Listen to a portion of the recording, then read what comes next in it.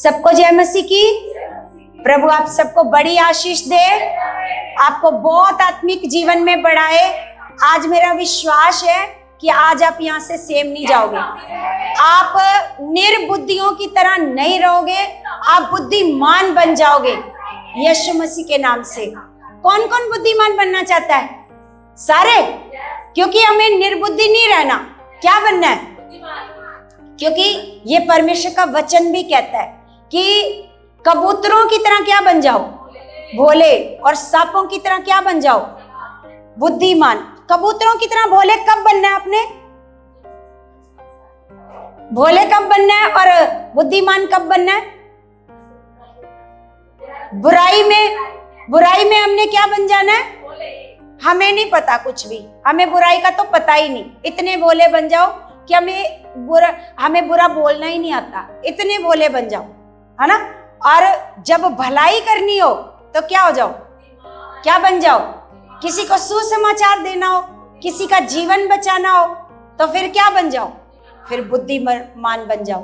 Hallelujah. कलीसिया, आज जो हम परमेश्वर का वचन सीखने जा रहे हैं ना, कल खुदा ने मेरे मन में ये वचन डाला, परमेश्वर ने अचानक से, कि परमेश्वर ने ये बोला कि हमारी लड़ाई के जो हथियार हैं वो शारीरिक नहीं है ना। हमारी लड़ाई के हथियार शारीरिक क्या होता है? ये हथियार क्या है बताओ? क्या समझ आ रही है? हमारी लड़ाई क्या है बताओ? किसके साथ हमारी लड़ाई है? हैं? किसके साथ हमारी लड़ाई है? क्योंकि वचन ये कहता है कि हमारा युद्ध लहू और मांस के साथ, लहू और मांस के साथ, किसके साथ हमारी लड़ाई? शैतान और उसकी। अब परमेश्वर का वचन ये बताता है कि शैतान कौन है? शैतान कौन है? शैतान लूसीफर, वो एक आत्मा है। शैतान कौन है? एक, जैसे परमेश्वर एक आत्मा है ना, तो शैतान भी क्या है? आत्मा। अब जो आपको नजर नहीं आ रहा, आप उसके साथ कैसे लड़ोगे? कैसे लड़ोगे आप? वचन से। कैसे लड़ोगे? वचन से।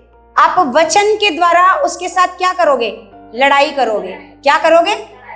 आपको, जैसे हमारे परमेश्वर का वचन हमें बताता है, जैसे हम निकालते हैं दूसरा कुरिन्थियों 10 अध्याय निकालो।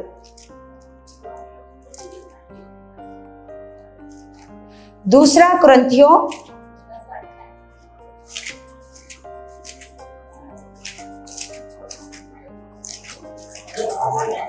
10 का हम पढ़ते हैं 3 से। 10 का 3 से पढ़ते हैं। 253 नंबर पेज है। यहां पर लिखा, क्योंकि यद्यपि हम शरीर में चलते फिरते हैं, हम क्या करते हैं? इधर सुनो ध्यान से। शरीर में क्या करते हैं? शरीर में क्या करते हैं? लिखा, क्योंकि यद्यपि हम शरीर में चलते फिरते हैं तो भी शरीर के अनुसार नहीं लड़ते। तो भी शरीर के अनुसार समझ में आ रही है? हम शरीर में तो चलते फिरते हैं लेकिन शरीर के अनुसार नहीं लड़ते। क्योंकि देखो, जब शैतान क्या करता है? हमें बीमारी देता है, तो हम क्या करते हैं? तलवार लेकर शैतान से लड़ने जाते हैं। शैतान तूने क्या करा? हमें क्या दे दी? बीमारी दे दी। तलवार लेकर जाते हैं, हैं? या फिर घर में आपके कोई हॉकी उकी पड़ी हो, उसको लेकर जाते हो, और आज शैतान तेरी मैं क्या करूंगा? पिटाई करूंगा इस हॉकी के साथ, क्योंकि तूने मेरे को क्या दी है? बीमारी। आप उससे तलवार के साथ या अन्य किसी हथियार के साथ आप उसके साथ लड़ाई नहीं करते। हालेलुया। क्योंकि परमेश्वर का वचन में बताता है कि हम शरीर में तो हैं, फिर भी शरीर के अनुसार नहीं लड़ते। शरीर के अनुसार नहीं लड़ते। हम युद्ध कैसे करते हैं शैतान के साथ? कैसे करते हैं? जब हम घुटनों पर बैठते हैं, मान लो शैतान ने आपके घर में क्लेश दिया है, तो फिर क्या करोगे आप? क्या करोगे? प्रार्थना। जब आपके घर में शैतान ने क्लेश दिया तो आप बैठ जाना, प्रार्थना करना। कि शैतान शैतान तू चला जा मेरे घर से, प्लीज मैं तेरे आगे रिक्वेस्ट करती हूँ कि तू मेरे घर से क्या हो जा। क्या करना है? घोषणा, है ना? क्योंकि मैंने आपको एक दिन बताया था कि प्रार्थना कब करनी है और घोषणा कब करनी है। प्रार्थना कब करनी है और क्या करनी है? घोषणाएं कब करनी है, आपको इसका पता होना चाहिए। कई बीमारी में बैठ जाते हैं प्रार्थना, हाँ मैं तो बहुत प्रार्थना कर रही हूँ, मैं तो बहुत प्रार्थना कर रही हूँ। बहन यही नहीं तेरे को पता कि बीमारी आ गई, घर में कलेश आ गया तो क्या करनी है? फिर प्रार्थना नहीं करनी, फिर क्या करनी है? घोषणा करनी है। और शैतान को मारनी है वचन की तलवार। कौन सी तलवार से? कौन सी तलवार से मरेगा वो? हाँ, उसको कौन सी तलवार मारनी है? इसलिए पौलुस हमें सिखा रहा है, क्योंकि हमारी लड़ाई के हथियार शारीरिक नहीं है। हमारी लड़ाई के हथियार शारीरिक नहीं है, लिखा पर गढ़ों को ढा देने के लिए परमेश्वर के द्वारा सामर्थी है। क्या है वो? गढ़। गढ़ पता किसको बोलते हैं? किसको पता है गढ़ किसको बोलते हैं? गढ़ किसको बोलते हैं? किसी को पता है? पहाड़ से भी बड़ा होता है गढ़, है ना? आपको पता है पुराने समय में राजा क्या करते थे? राजा किलों में रहते थे और गढ़ों में रहते थे, है ना? मतलब पहाड़ के ऊपर उनके किले होते थे और गढ़ होते थे। गढ़ मतलब गढ़ का मतलब होता है उसके चारों तरफ से दुश्मन उसमें प्रवेश नहीं कर सकता, है ना? चारों तरफ या तो कोई नदी होएगी या पानी का ऐसा स्रोत होएगा कि उसमें से वो कोई दुश्मन जल्दी से उसके किले में, राजा के किले में प्रवेश नहीं कर पाएगा। हालेलुया। इसको कहते हैं गढ़, जो राजा बनाता था अपने लिए रहने के लिए गढ़। तो ऐसे ही शैतान के भी क्या होते हैं? गढ़, जिसमें शैतान क्या करता है? छुप कर रहता है ना? तो यहाँ पर लिखा है हमारी लड़ाई के हथियार शारीरिक नहीं है, लिखा पर गढ़ों को ढा देने के लिए परमेश्वर के द्वारा सामर्थी है। परमेश्वर के द्वारा सामर्थी है। आपके पास जो हथियार है ना, वो आपको नजर तो नहीं आते, नजर नहीं आते क्योंकि वो शारीरिक नहीं है, क्योंकि वो शारीरिक नहीं है। लेकिन परमेश्वर का वचन बताता है कि वो गढ़ों को ढा देने के लिए सामर्थी है। गढ़ों को ढा देने के लिए क्या है वो? जैसे वचन की तलवार, है ना? उद्धार का टोप, है ना? और धार्मिकता की झिलम, है ना? कितने सारे परमेश्वर ने हमें क्या बताए हैं? हथियार, है ना? और विश्वास की ढाल, विश्वास की मेल मिलाप के जूते, मेल मिलाप के जूते, है ना? और वचन की तलवार, धार्मिकता की झिलम, उद्धार का टोप और विश्वास की ढाल और मेल मिलाप के, ये सारे क्या हैं? हथियार। ये सारे क्या हैं? अब ये हथियार शारीरिक तो नहीं है, बोलो, ये हथियार शारीरिक तो आगे लिखा, इसलिए हम कल्पनाओं का और हर एक ऊंची बात का जो परमेश्वर की पहचान के विरोध में उठती है खंडन करते हैं। क्या करते हैं? हालेलुया। क्या करते हैं हम? क्या करते हैं? किस चीज का खंडन करते हो? किस चीज का खंडन करते हो? हर एक कल्पना। आपको पता है शैतान क्या करता है? शैतान क्या योजना बनाता है? मैं आपको बताती हूँ कि सबसे पहले हमें हमारी लड़ाई के हथियार से पहले हमें ये पता होना चाहिए कि शैतान करता क्या है।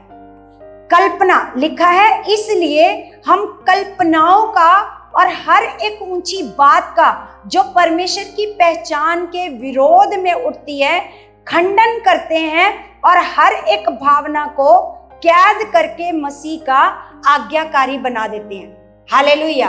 आपको पता है शैतान क्या करता है? शैतान ने अगर आपको बीमार करना है तो सबसे पहले आपका शरीर बीमार नहीं होता। कहां पर बीमारी आती है? सबसे पहले कहां पर आती है बीमारी? यहां डालता है, यहां डालता है। कोई बोलेगा अरे तेरे पैर बड़े सूज रहे हैं, लग रहा तेरी किडनियां खराब हैं, है ना, लग रहा है तेरे को ना कोई दिक्कत है, तो मान लो तेरे को ये सिम्टम्स नजर आ रहे हैं, लग रहा है तेरे को कैंसर है ना, मान लो किसी के मुंह में खून आ गया, थूक आ गई, है ना, तो बोलेगा तेरे को लग रहा है क्या है ना, कुछ भी, है ना, तू सूखता जा रहा है, तू अपना चेकअप करा। किसी को खांसी ज्यादा आएगी तो तुरंत क्या बोलेंगे, मतलब क्या आता है, ये कहाँ आती है बीमारी, पहले शरीर में नहीं आती। आपको पता है जब आप उसका क्या कर देते हो, खंडन, ये क्या बात बता रहा है, पता, बड़ी बात बता रहा है पौलुस, ये बहुत बड़ी बात बता रहा है कि आपका शरीर बीमार होने से पहले, आपको पता है आपको शैतान बीमार कर ही नहीं सकता, आपको शैतान बीमार कर ही नहीं सकता, क्योंकि वो हारा हुआ है। क्या है वो उसके पास इतनी औकात नहीं है कि वो आपको बीमार कर सके। वो क्या करता है, यहां डालता है बातें, है ना, किसी के द्वारा अगर आपको किसी ने बोल दिया ना कि आपके पैर बड़े सूजते हैं, लग रहा है तेरे को ये दिक्कत है, तो आप ना सोचने लग जाओगे, हाँ कहीं मेरी किडनियां खराब तो नहीं होगी, हाँ, फिर पता क्या होने लग जाएगा, फिर वो सिम्टम्स ज्यादा दिखने शुरू हो जाएंगे। हालेलुया। फिर क्या होना शुरू हो जाएगा, यहां से वो अपना काम करता है, वो क्या करता है, कल्पना, यहां कल्पना डालता है। लेकिन पौलुस कहता है कि हम हर एक कल्पना का और हर एक भावना का जो परमेश्वर के पहचान के विरोध में उठती है, क्योंकि बीमारी परमेश्वर की ओर से नहीं है, बीमारी परमेश्वर की ओर से, कलेश परमेश्वर की ओर से, गरीबी परमेश्वर की ओर से नहीं है, परमेश्वर की ओर से। अगर आपको कोई ये पास्टर सिखाता है कि ये आपकी परीक्षा हो रही है, बीमारी अगर आ गई, तो जो परमेश्वर करता है ना वो भले के लिए करता है, तो बीमार करके परमेश्वर की क्या भलाई होएगी बताओ, या आपकी बीमार होकर आपकी क्या भलाई होएगी बताओ। अगर आप बीमार हो जाते हो तो आपकी क्या भलाई होएगी। कईयों के मुंह से मैंने सुना कि इसमें भी कोई भलाई होएगी, ऐसे बोलते हैं। अगर कोई बीमार हो जाता है ना, और ख़ास करके जब हम पुरानी शिक्षा में थे ना, जब हम पुरानी शिक्षा में चलते थे, तो उसमें हम खास कर यही बोलते थे, कुछ हालात आ जाता था तो हम क्या बोलते थे, इसमें भी परमेश्वर की क्या है, महिमा। आपको पता है परमेश्वर की महिमा होती कैसे है, कैसे होती है परमेश्वर की महिमा। जब आपके जीवन में कुछ अच्छा होता है तो हम सारी महिमा किसको देते हैं। अब आप बीमार हो तो आप परमेश्वर को महिमा दोगे, हैं? बीमार होकर परमेश्वर को महिमा दोगे, तो इसमें कैसे महिमा होएगी परमेश्वर की बताओ। इसमें भी कोई महिमा ही होएगी परमेश्वर की। हम ऐसे बोलते थे पुरानी, जब हमारे पास ये ज्ञान नहीं था तो हम ऐसे बोलते थे।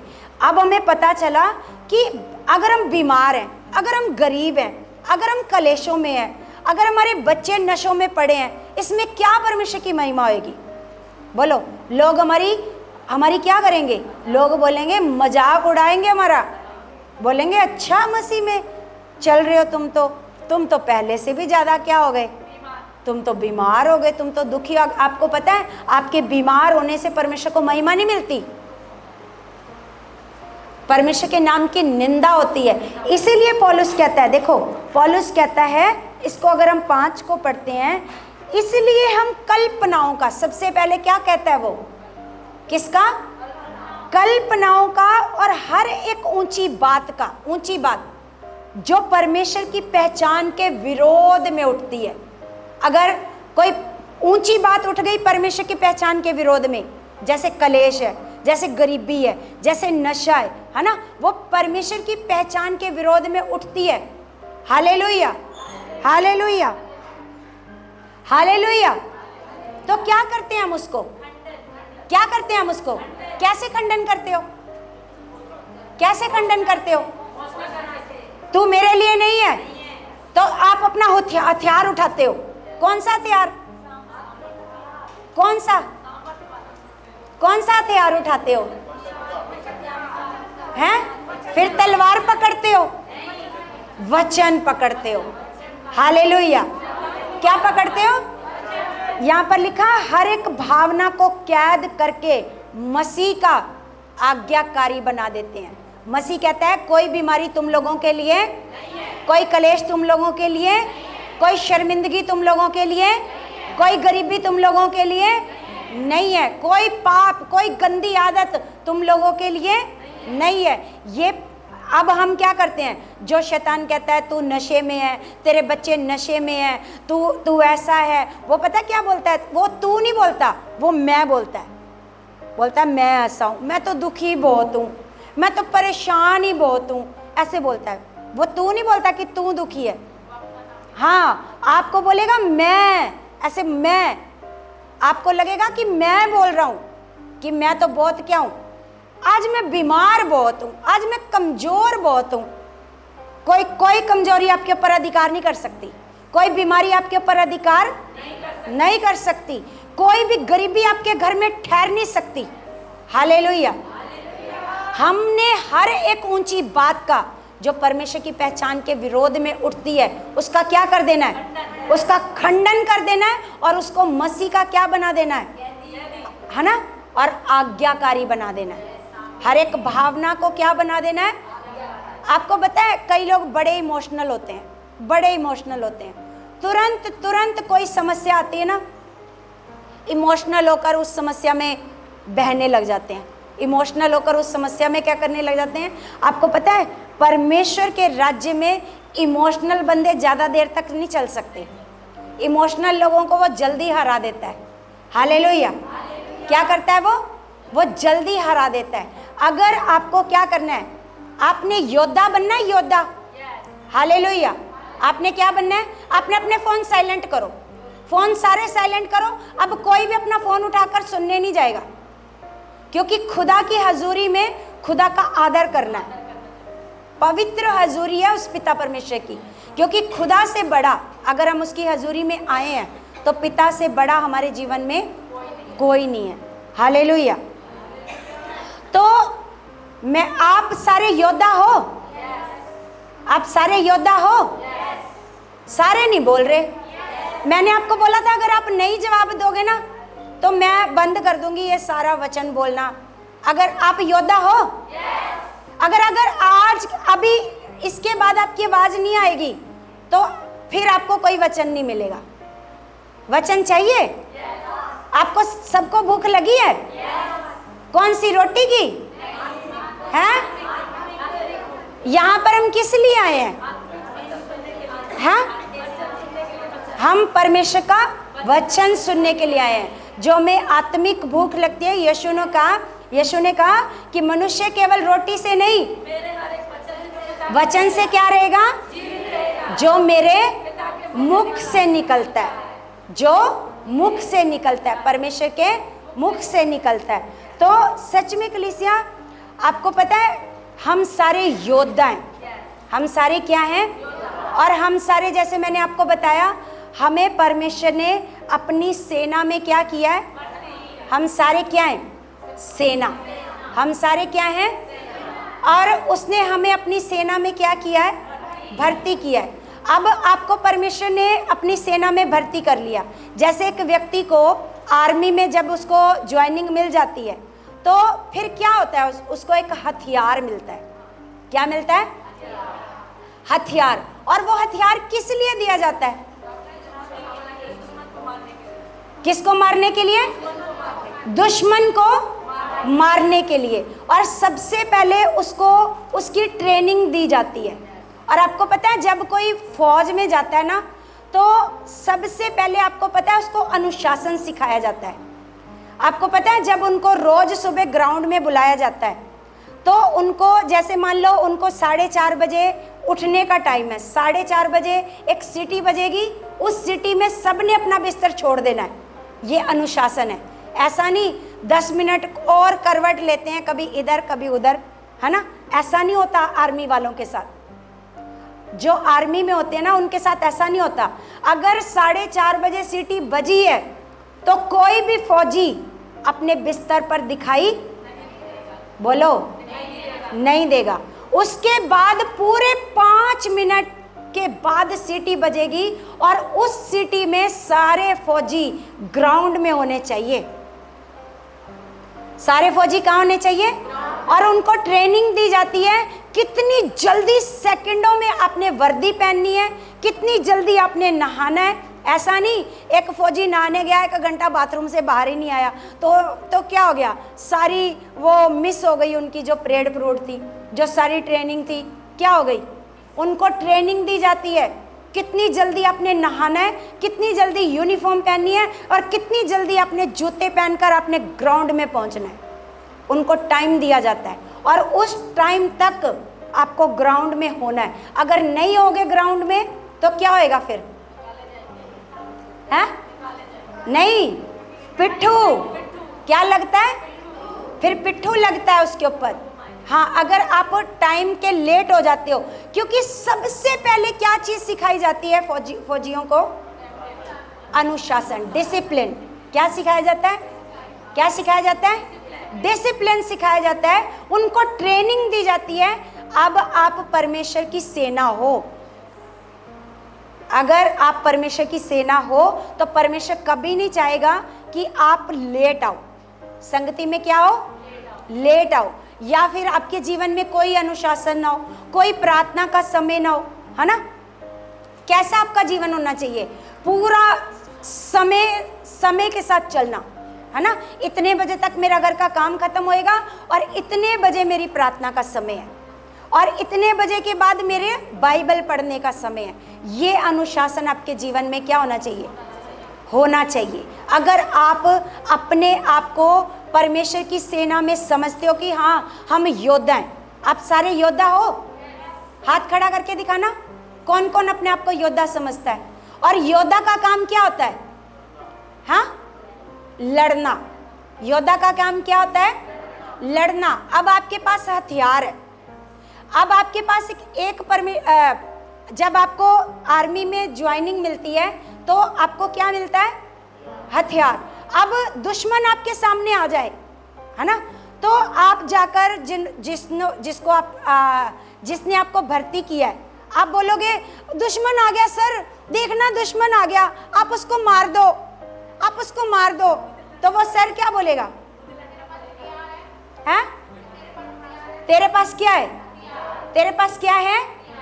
तो ऐसे ही परमेश्वर भी कहता है मैंने तुझे अपनी सेना में क्या कर लिया और तुम्हें क्या दे दिए, तुम्हें क्या दे दिए। अब हमारे जीवन में कोई हालात आ जाता है, परमेश्वर जी, परमेश्वर बचा लो, दया कर दो। तो एक ऐसे है जैसे एक फौजी अपने अफसर के पास जाकर गिड़गिड़ाता है। तो सोचो वो अफसर जो है तो वो सही कर रहा है, वो जो फौजी है वो सही कर रहा है या गलत कर रहा है। वो अफसर उसको क्या बोलेगा, तू पागल तो नहीं है, तेरे पास क्या है, बोलो तेरे पास क्या है, हथियार है। अब हमारा जो युद्ध है ना वो आत्मिक युद्ध है, हमारा जो युद्ध है वो क्या है, और हमारे हथियार भी क्या है। यहाँ पर पौलुस कहता है हमारे लड़ाई के हथियार शारीरिक, हमारी लड़ाई के हथियार शारीरिक। अगर आपके शरीर में कोई बीमारी आ गई तो आप परमेश्वर के आगे जा रहे हो, परमेश्वर जी मुझे चंगा कर दो, ये बीमारी आ गई है मेरे शरीर में। तो परमेश्वर क्या करेगा, परमेश्वर क्या बोलेगा, नहीं बोलना, नहीं बोलना। परमेश्वर क्या बोलेगा, मैंने तुम्हें क्या दिया है, हथियार दिया है।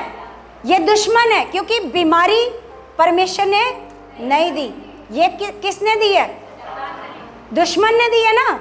बोलो बीमारी किसने दी है, कलेश किसने दिया है, गरीबी किसने दी है, आपके बच्चों को बिगाड़ा किसने है, किसने। तो दुश्मन के सामने अगर आप हथियार उसको दे दोगे तो दुश्मन क्या करेगा, है। मत्ती की पुस्तक में लिखा है कि एक बलवंत आकर, है ना, आपको बांध ले जाता है, लेकिन अगर आप बलवंत हो तो आपको कभी भी बांध कर, हालेलुया, समझ में आ रही मेरी बात। अगर आपको परमेश्वर ने हथियार दिए हैं, आपको क्या दिए हैं, तो आपको क्या करना है, उन हथियारों का। अब परमेश्वर कुछ नहीं करेगा आकर के। अगर आप बीमार हो तो परमेश्वर कुछ नहीं करेगा। आपको पता है यीशु मसीह ने क्रूस के ऊपर सारा कुछ पूरा। अगर आपके घर में कलेश है तो अब परमेश्वर कुछ नहीं करेगा, जैसे आपको एक अफसर ने आर्मी में ज्वाइनिंग दे दी है, उसने हथियार दे दिया है, अब दुश्मन आएगा तो वो अफसर कुछ नहीं करेगा। किसको करना है? किसको करना है? किसको करना है? हाँ, हमें करना है, क्योंकि हमें हमारे अफसर ने हथियार दे दिया, हमारे पास हथियार है। ऐसे ही अब परमेश्वर कुछ नहीं करेगा। कौन करेगा? कौन करेगा? अगर बीमारी आ गई, कलेश आ गया, गरीबी आ गई, आपके बच्चे बिगड़ गए हैं, तो किसका काम है उनको सही करना? किसका काम है अपने पति को सही करना? किसका काम है अपने घर से कलेश को खत्म करना? बोलो, किसका काम है? आपका आपके बच्चे पढ़ाई नहीं करते या कुछ नहीं करते, तो परमेश्वर को कहने की जरूरत नहीं है। क्या करने की जरूरत है? उठाओ अपने हथियार। क्या करो? क्या करो? अपने हथियार उठाओ और लड़ो उसके साथ। क्योंकि जब एक सिपाही बिना लड़े मर जाता है ना, जब मान लो एक तो सिपाही लड़ते लड़ते मरता है, तो वो कैसे उसका शव आता है? बड़े सम्मान के साथ, है ना। लेकिन जब एक सिपाही भाग कर आ जाता है डर के मारे, फिर उसको क्या बोलते हैं फौज में? पता है? भगोड़ा बोलते हैं उसको। उसकी इतनी मतलब शर्मिंदगी होती है जब एक, हाँ, अगर आप सिपाही हो तो आप उसके साथ क्या करो? सामना करो। क्योंकि परमेश्वर ने हमें बताया है, और सबसे पहले परमेश्वर ने हमें ये सिखाया है कि तुम्हें सतर्क भी रहना है जब एक फौजी होता है। क्योंकि हम आज बात कर रहे हैं हथियारों की, हम बात कर रहे हैं हथियारों की। और हथियार किनको दिए जाते हैं? क्योंकि आम पब्लिक को हथियार दिए जाते हैं? किनको दिए जाते हैं? जो सेना है, जो आर्मी है, उन्हीं को हथियार दिए जाते हैं ना। तो आप आर्मी हो, आम पब्लिक के पास हथियार नहीं है। बोलो, अगर हम आत्मिक रूप में भी देखते हैं, अगर हम शारीरिक रूप में भी देखते हैं, तो हथियार आर्मी के पास होते हैं, उनको हथियार दिए जाते हैं। लेकिन आम पब्लिक को हथियार नहीं दिए जाते। लेकिन एक फौजी जब फौज में होता है तो वो कैसे रहता है? चौकस। कैसे रहता है? कैसे रहता है? बताओ, कैसे रहता है? चौकस। अगर अब वो अपनी ड्यूटी पर है तो वो चौकस रहता है। अगर वो चौकस नहीं रहेगा तो दुश्मन आएगा, और दुश्मन क्या करेगा? दुश्मन उसको क्या कर देगा? नहीं बोलना, आप ऊंची आवाज में बोलना है। अगर नहीं बोलना तो बताओ क्या करेगा? दुश्मन क्या करेगा उसको? अब दुश्मन उसको मार के चला गया, इसमें उसके अफसर का कोई कसूर है? जिसने उसको आर्मी में भर्ती किया उसका कोई कसूर है? क्योंकि किसने, कौन चौकस नहीं रहा, है ना? जो फौजी है वो चौकस नहीं रहा, इसलिए दुश्मन आया और उसको मार करके चला गया। तो लोग पता क्या करते हैं? गए थे चर्च में, कुछ होता तो है नहीं, कुछ बदलता तो है नहीं। क्यों नहीं बदला भाई? क्यों नहीं हो आपके जीवन में? क्योंकि आप चौकस नहीं रहे। दुश्मन आया, आपके घर में क्लेश दे करके चला गया, आपके शरीर में बीमारी दे करके क्या किया उसने? चला गया। वो अपना काम करके चला गया और आप चौकस नहीं रहे। जैसे हम पतरस की पुस्तक निकालते हैं, पहला पतरस,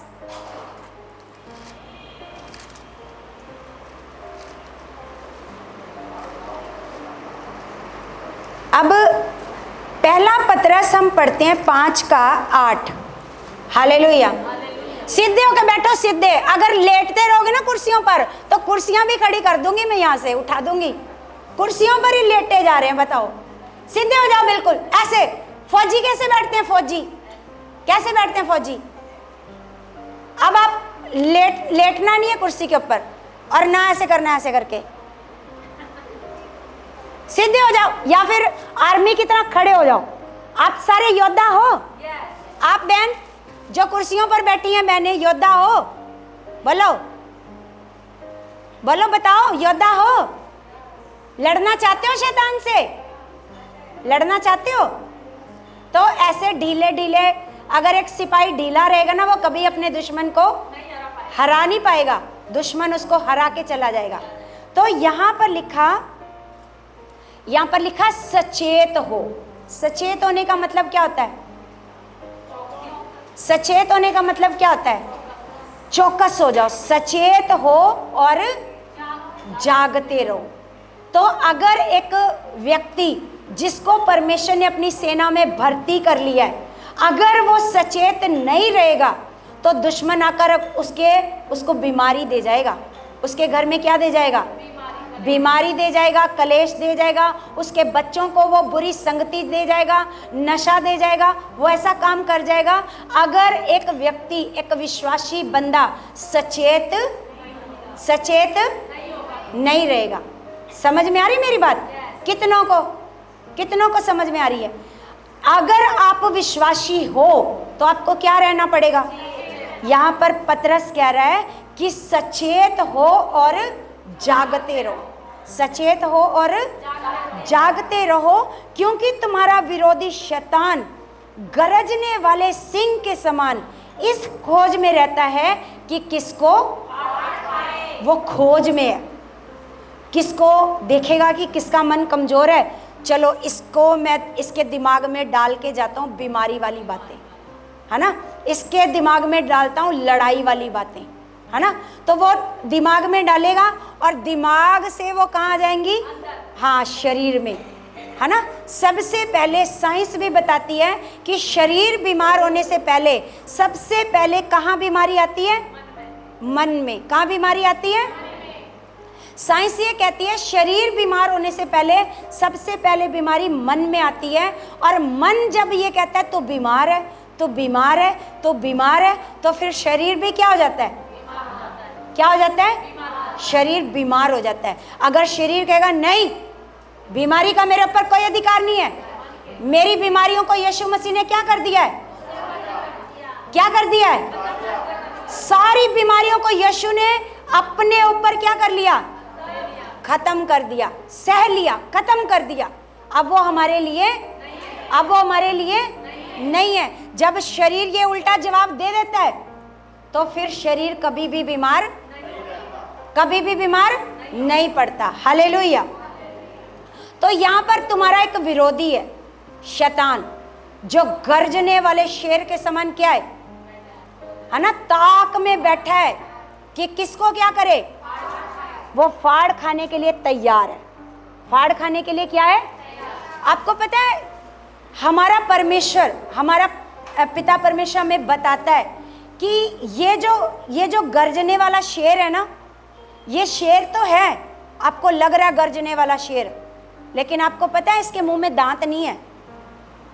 इसके मुंह में दांत, इसके सारे दांत को किसने तोड़ दिया?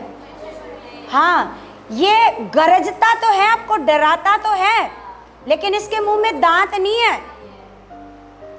हालेलुया। इसके मुंह में दांत, ये बिना दांत वाला शेर है। लेकिन एक शेर है हमारे यहूदा का शेर, हालेलुया, है ना, जो क्या करता है? जो यहूदा का शेर क्या करता है? यहूदा का शेर क्या करता है बताओ? यहूदा के शेर के आगे ये बिना दांत वाला शेर टिक नहीं सकता। हालेलुया, हालेलुया, ऊंची आवाज में बोलो। अब हमें परमेश्वर ने ये बताया। अब आपको पता है यीशु मसीह के सामने शैतान आया। यीशु मसीह के सामने जब शैतान आया तो वो शैतान और था, लेकिन हमारे सामने जो शैतान आता है वो शैतान और है। कैसे बताओ? मैंने आपको एक बार पहले भी बताया था कैसे ये दोनों अलग अलग है। बताओ, पता है किसी को? हमारे सामने जो शैतान आता है ना, जो हमारे सामने शैतान आता है, जाओ गेट खोलो। हालेलुया। हमारे सामने जो शैतान आता है वो पहले से, और जो यीशु के सामने शैतान आया था वो अधिकार के साथ आया था, क्योंकि तब अधिकार किसके पास था? तभी तो वो शैतान यीशु को कहता है कि ये देख, पहाड़ पर खड़ा होकर कहता है देख ये सारा अधिकार किसको दिया गया है। वो झूठ बोल रहा था कि मुझे दिया गया है। वो दिया किसने था उसको? आदम ने उसको दिया था। आदम ने अपना अधिकार किसको दे दिया था? वो सारा अधिकार किसका था?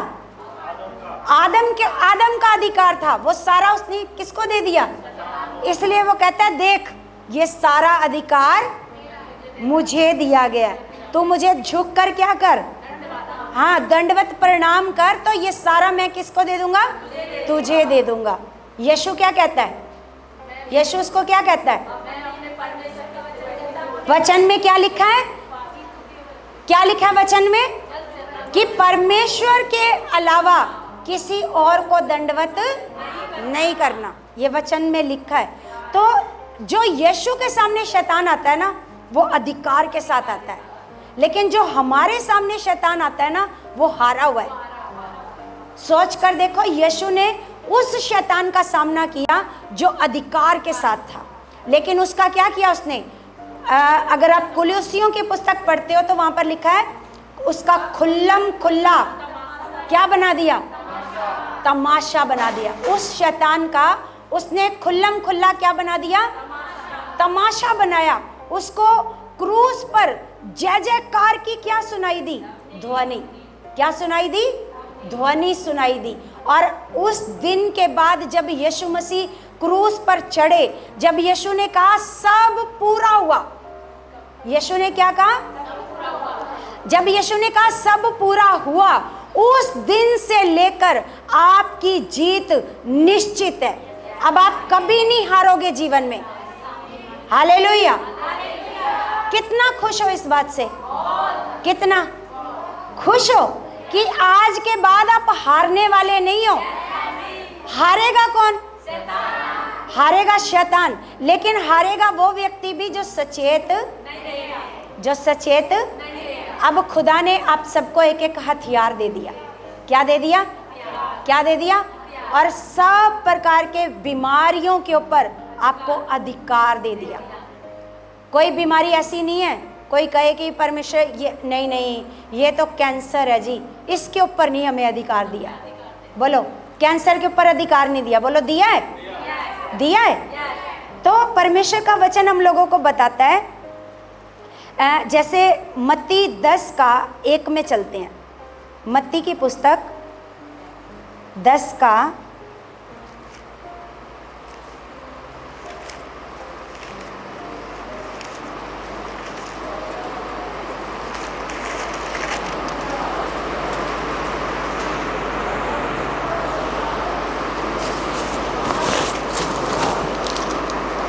इसको हम सारे मिलकर पढ़ेंगे, ठीक है?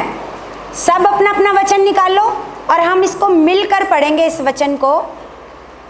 चलो स्टार्ट करो। 1 2 3।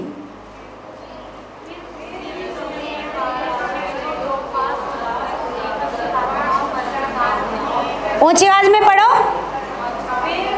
फिर उसने 12 चेलों को पास बुलाकर उन्हें अशुद्ध आत्माओं पर अधिकार दिया कि उन्हें निकालें और सब प्रकार की बीमारियों और सब प्रकार की दुर्बलताओं को दूर करें।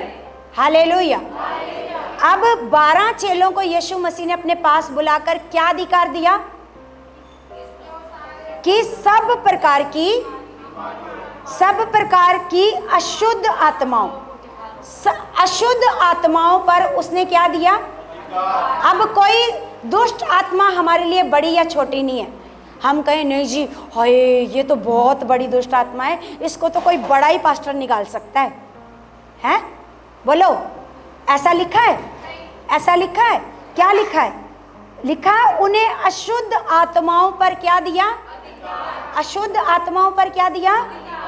और लिखा और सब प्रकार की बीमारियों। कितनी बीमारियों पर? कितनी बीमारियों पर? नहीं, ट्यूमर पर और कैंसर पर नहीं दिया। हाँ, सब प्रकार की। क्या लिखा? सब प्रकार की बीमारियों और सब प्रकार की दुर्बलताओं को।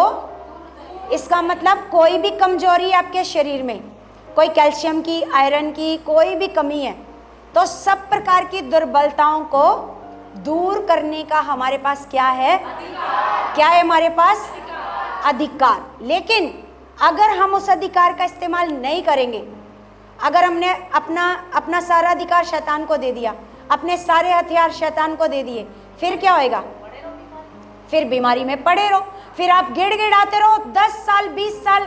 जैसे मैंने आपको बताया था, एक भाई कहता हम कितने साल से बीमार हैं पति पत्नी, वो 10-12 साल से बीमार है पति पत्नी, और प्रार्थना कर रहे हैं परमेश्वर चंगा कर दे, परमेश्वर तू कब सुनेगा। परमेश्वर कहता है बताओ मैंने तो सब कुछ कर ही दिया। यीशु ने जब पूरा कर दिया तो अब आपको गिड़गिड़ाने की जरूरत नहीं है, बेचारे बनने की जरूरत नहीं है। क्या करने की जरूरत है? अधिकार का इस्तेमाल करने की जरूरत है कि अब बीमारी आ गई तो आपको क्या करना है? क्या करना है? अधिकार से बोलना, बीमारी तू मेरे लिए, क्योंकि मेरे प्रभु यीशु ने सारी बीमारियों को क्रूस के ऊपर क्या कर दिया। ऐसा नहीं है, आपको पता है शैतान शुरुआत करता है छोटी मोटी दर्द से। छोटा मोटा कमर में दर्द हो गया, कंधों में दर्द हो गया, छोटी मोटी खांसी आ गई, यहाँ से वो क्या करता है अपनी, यहाँ से वो घुसना चाहता है, आपके अंदर क्या करना चाहता है। लेकिन अगर हम इन छोटी छोटी चीज़ों को क्या करते हैं, इग्नोर, हम कहते हैं चल कोई बात नहीं, पैर ही तो दुख रहे हैं, है ना, शरीर ही तो दुख रहा है, कमर ही तो दुख रही है, लेकिन आपके पास तुरंत अधिकार है, इसको बोलो चल अभी निकल, अभी निकल, तेरा मेरे शरीर के ऊपर कोई अधिकार नहीं है। आपने इग्नोर नहीं करना, छोटी से छोटी बीमारी को भी आपने इग्नोर, क्योंकि यहाँ से वो रास्ता खोजता है आपके अंदर आने का। फिर हल्का सा सर दर्द पता नहीं कब ट्यूमर में बदल जाए, आपको पता नहीं चलेगा। हल्की सी खांसी कब टीबी में बदल जाए पता नहीं चलेगी। हालेलुया। थोड़ा सा ही अगर आपको शरीर में कोई दिक्कत नजर आती है ना, तुरंत क्या करना है? तुरंत क्या करना है? तुरंत, क्योंकि हमें प्रभु ने कहा है कि सब प्रकार की बीमारियों और सब प्रकार की दुर्बलताओं पर हमें क्या दिया गया है? क्या दिया गया है? अधिकार दिया गया। हमारे पास अधिकार है और हम जयवंत हैं। हम क्या हैं? हम एक वचन देखते हैं, प्रकाशित वाक्य 12 का, प्रकाशित वाक्य की पुस्तक में जाएंगे,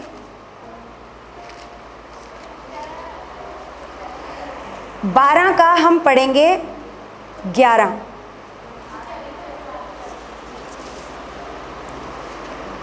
बारह का 11 में लिखा है, वे मेमने के लहू के कारण, आपकी जीत किसके कारण है?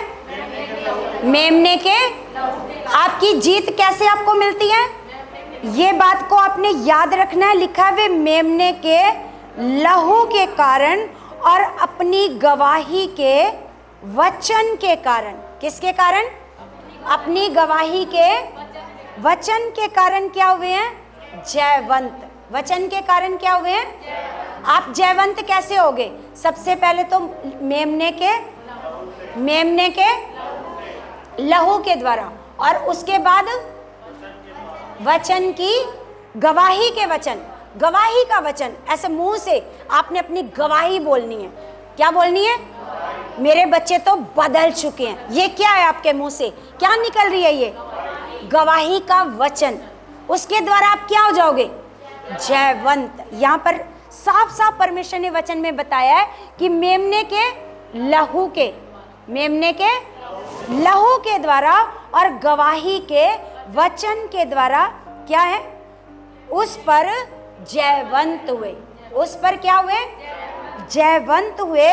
और उन्होंने अपने प्राणों को प्रिय ना जाना, यहाँ तक कि मृत्यु भी सह ली। मृत्यु भी सह ली। तो कलीसिया, जैसे सारी सृष्टि, सारा ब्रह्मांड कैसे बना है? सारी क्रिएशन कैसे बनी है? वचन के द्वारा। आपको पता है पहाड़ कैसे बने हैं? समुद्र कैसे बने हैं? पेड़ कैसे बने हैं? कैसे बने हैं? है ना? कैसे बने हैं? सारा कुछ कैसे बना है? इसीलिए प्रभु यीशु मसीह ने कहा था कि अगर तू वचन बोलेगा ना पहाड़ को कि उखड़, है ना, और जा समुद्र में, तो वचन क्या करेगा? क्योंकि सारी क्रिएशन अगर वचन से हुई है तो इसका मतलब वो वचन सुनते हैं। हालेलुया।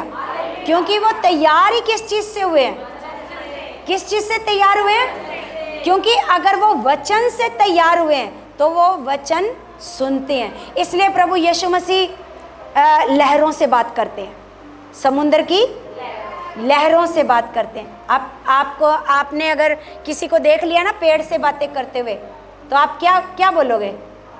अगर कोई पेड़ के सामने खड़ा होकर बात करेगा, पेड़ चल तू सूख जा, मैं तुझे अधिकार से बोलता हूँ, तू सुबह तक सूखा हुआ, तो आप क्या बोलोगे? हैं, कैसा पागल है, किससे बात कर रहा है? क्योंकि यीशु को पता था, यीशु को, क्योंकि ये सारी चीजें किस चीज से बनी है? सिस्टर जी, सारी सृष्टि कैसे बनी है? कहती अभी भी कहती नहीं पता। सारी सृष्टि कैसे बनी है? कैसे बनी है? हैं? वचन से। कैसे बनी है?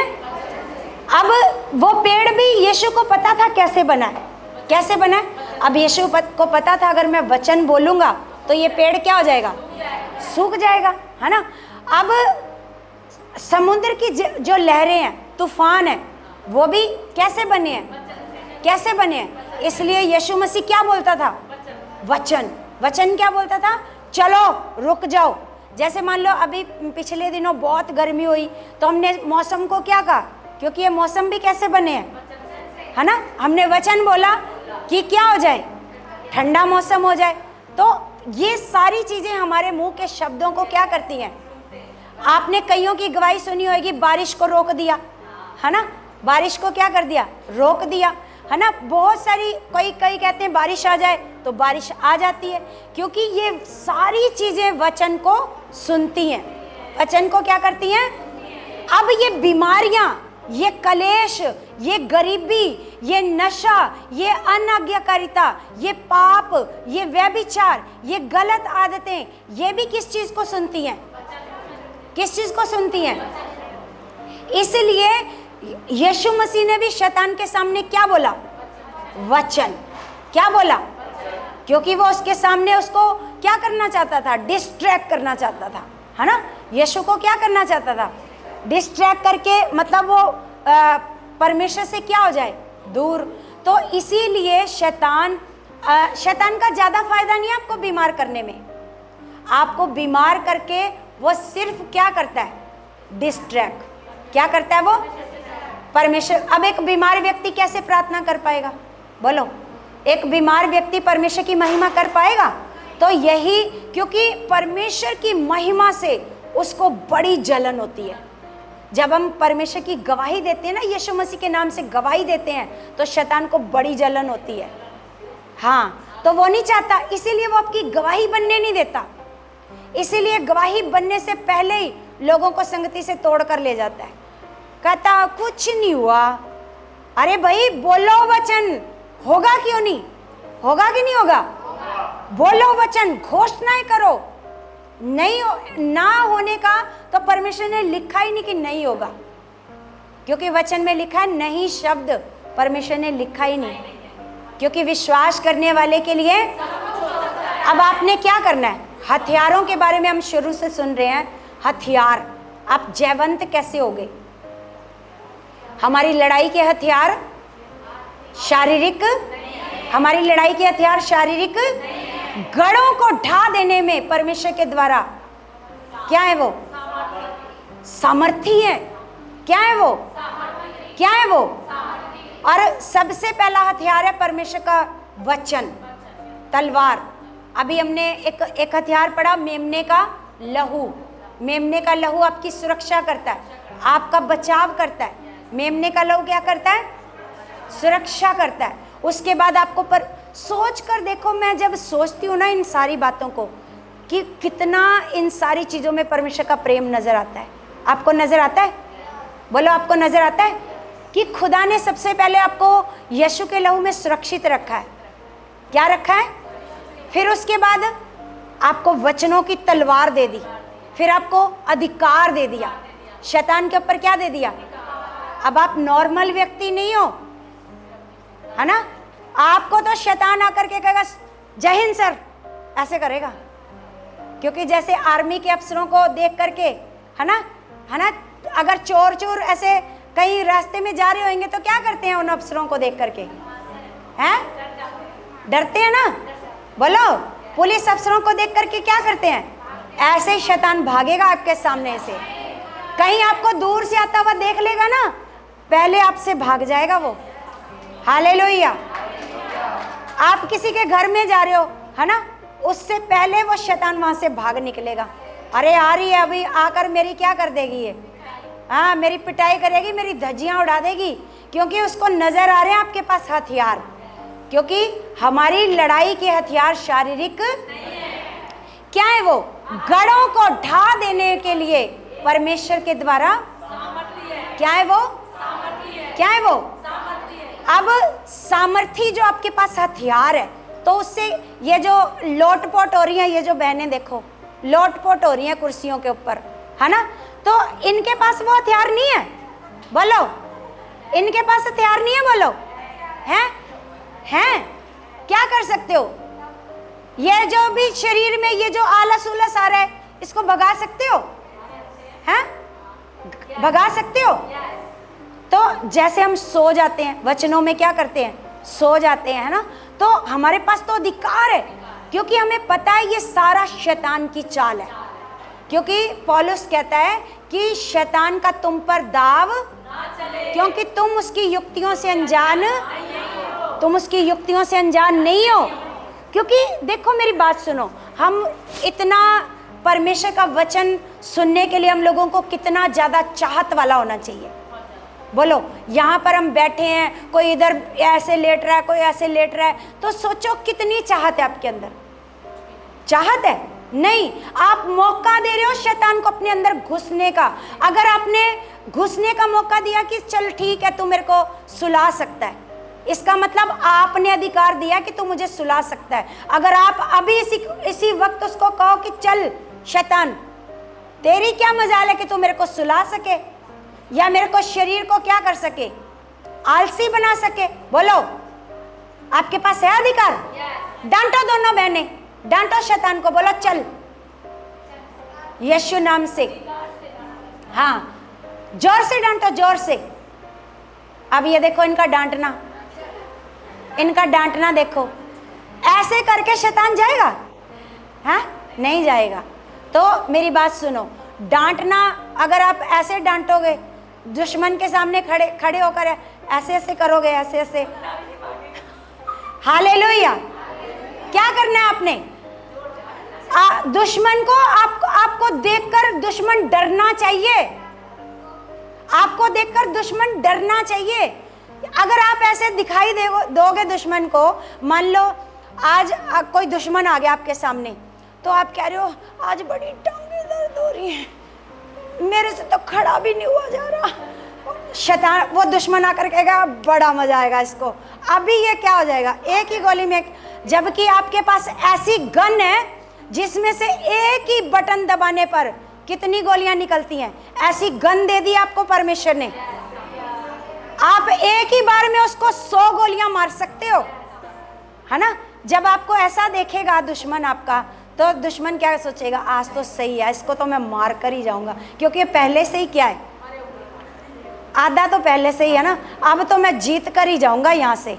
अब पाकिस्तान का जो आएगा ना घुसपैठिया, वो आकर के कहेगा हाँ भाई इंडिया के आर्मी वाले तो क्या है, चलो पहले इनकी टांगे टूंगे दुख रही हैं, पहले सुस्ती में पड़े हैं, तो क्या करो।